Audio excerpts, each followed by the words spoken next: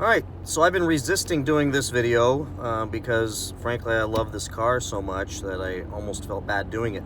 But apparently it's a rite of passage that you have to do the 5, 6, 7, whatever 10 things you hate about your car when you get your new car. If you have a channel like mine. So I'm all in. I had some extra time right now in the car, so thought I'd shoot this. Sorry for the cell phone video, but I don't feel like dragging all my other stuff out of the trunk right now. I am not the victim of this love affair. You can make me go away. I don't really care if it's getting fair. I just wanna love you, babe. You got me around your finger. Got me in a twisted state of love, but I refuse to see it. There's 6 things that I hate about owning this car. A couple of them are about the car, a couple of them are just about the experience of owning the car. So let's go ahead and get started with the first one that I believe anyone with this car has experienced and is tired of. So here it is.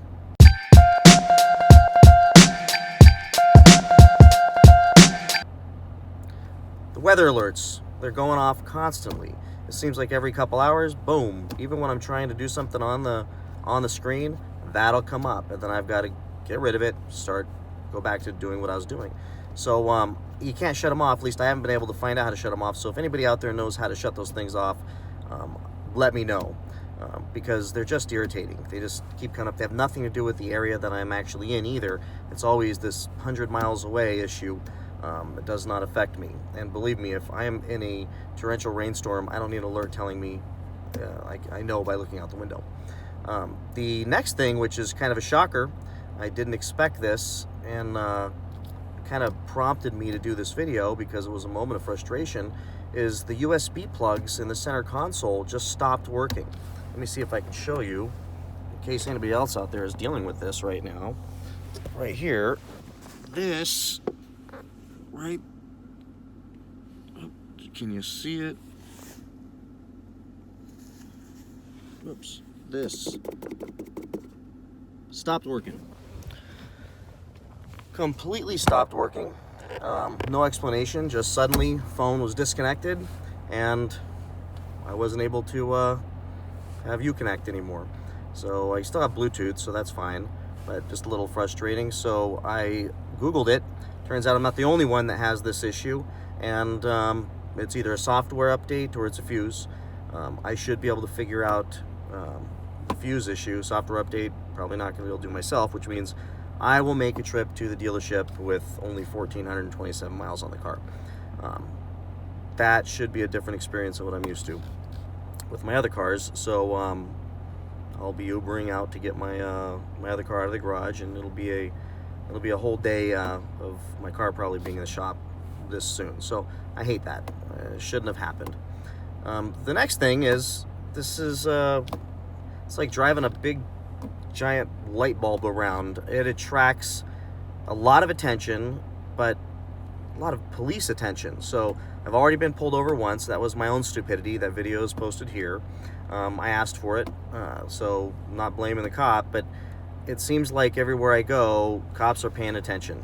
They're looking. I can see them looking. Maybe it's in my head, but I pulled into a parking lot at like 6 in the morning, and I was the only car in the whole parking lot, and the cop pulls up alongside of me, asks me what I'm doing. This car stands out like a sore thumb.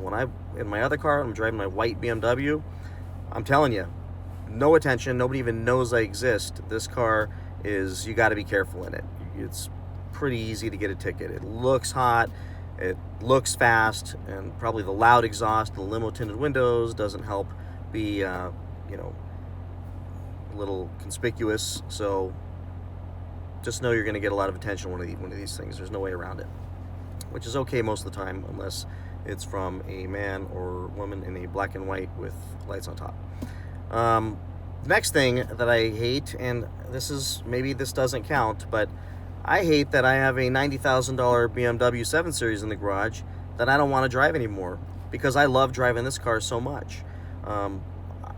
This thing has literally everything that BMW has, As a matter of fact, this has the adaptive cruise control, and my BMW doesn't have that. I don't know. I don't really need all 4 doors. So I've got that very expensive machine that costs me a fortune every month that I get up in the morning, walk out, and I don't want to drive it. And I can't sell it yet. So I don't know.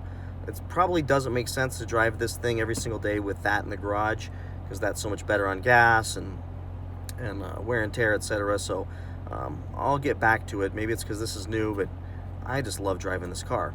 And I don't know, I hate it because it's making me feel guilty for leaving my other car in the garage all the time. So I don't know, that probably doesn't count, but there you go. Next thing is, this is for anyone who's thinking about buying one of these things.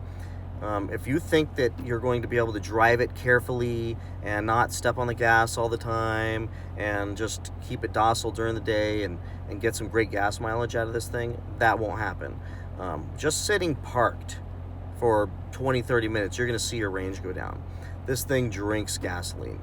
I don't mind it. It's cool. I mean, heck, when you stop at the gas station, a whole bunch of people come over, take a look at your car, ask you about your car. So it's, you know, it's a nice trip at the gas station, but I'll tell you, the gas mileage is horrible.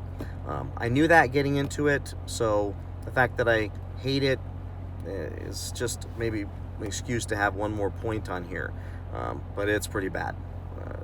And someone out there is going to say, no, if you drive it carefully and your foot's not in all the time, I get 22. Somebody say, I get 26 miles. I get 22 miles to the gallon. I get 17. I don't. So I don't know what you're doing differently. I don't know how you drive this thing and you're not putting your foot in it like every 10 seconds. And I'm not talking about like racing or doing anything crazy. It's just pushing the gas pedal. This thing is drinking gas. Then lastly, I should have made this the number one thing, but mostly the thing I hate about owning this car is that everyone thinks it's a Charger. Not because it looks like a Charger. They just think this is a Charger. People that don't know these cars think it's a Charger. So everywhere I go, people say, hey, I heard you got a new Charger. My wife tells people, hey, my husband just bought a Charger. I didn't buy a Charger. And after a while, even the same people that I correct and go, no, it's actually a Challenger, 4 or 5 days later, so how's the Charger? Again, this is not a Charger. I looked at the Chargers. I don't like them. I don't think they look anything like a 70s retro car. They don't get me excited. It's a 4-door car. Even the Hellcats I was looking at, I don't like them. And there's one major reason I don't like them, is the same reason I wouldn't drive a Crown Victoria, is because where I live, it's what the police drive. The cops are all driving Dodge Chargers.